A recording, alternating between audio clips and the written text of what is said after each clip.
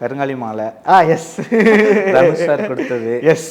So அந்த moment பற்றி சார்கிட்ட வந்து எல்லா பிராண்ட் வாட்சும் அவர்கிட்ட இருக்கும். ஸோ அதனால் நான் வந்து அவர்கிட்ட அட்மையர் பண்ணிட்டே இருப்பேன். அவரோட ஒர்க்கிங் ஸ்டைலு, அவர் எப்படி ஒர்க் பண்ணுறாரு, ஆளுக்கும் அவரோட வேலை செய்யறதுக்கும் சம்மந்தமே இல்லாமல் இருக்கும். நான் அவரை மெஜிஷியன், எப்படி சார் மேஜிக் எதுவும் பண்ணுவீங்களா, திடீர்னு ஆன் ஃப்ரேம்னா மாறிடுறீங்க, ஆஃப் ஃப்ரேம்னா ஒரு மாதிரி இருக்கீங்கன்னு சொல்லிட்டு. ஸோ அப்போ அவர் அட்மையர் பண்ணும்போது ஒரு வாட்ச் போட்டிருந்தேன். சார் இது என்ன வாட்ச் சார்னு சொல்லி கேட்டிருந்தேன். அந்த ரேட் சொன்ன உடனே நான் அப்படியே சாரி சார் தெரியாமல் இந்த கேள்வி கேட்டேன் சொல்லிட்டேன். அதுக்கப்புறம் என்ன உனக்கு வேணுமா அப்படின்னாரு. இல்லை சார் அதெல்லாம் வேணாம் சார், எனக்கு இந்த மாலை அட்ராக்டர் சார், என் தாத்தா அது வேணுமா அப்படின்னாரு. இல்லை சார் இது வேணாம் சார், இந்த மாதிரி ஒன்று அப்படின்னு.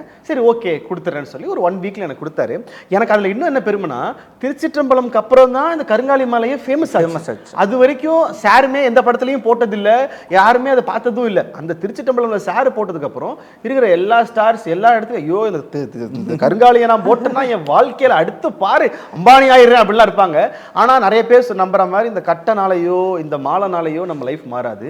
நம்மளோட எண்ணம், நம்மளுடைய பாசிட்டிவ்னஸ்னால மட்டும்தான் நம்மளோட லைஃப் மாறும். ஸோ அதுக்கு ஒரு பெரிய உதாரணம் தனுஷ் சார். ஸோ இதை கொடுக்கும்போது சொல்லி கொடுத்த ஒரே வார்த்தை அதுதான், நல்ல நல்ல இடத்துக்கு, உனக்கு ரொம்ப முக்கியமான பிடிச்ச இடத்துக்கு, எந்த இடத்துலலாம் என்ன நினைக்கிறோம் நீ நினைக்கிறியோ அங்கெல்லாம் போட்டுக்கோ அப்படின்னாரு. ஸோ அது இப்போ வரைக்குமே அது எல்லா என்னோட முக்கியமான அக்கேஷன்லையும் இந்த மாலை அது வந்து இருக்கும்.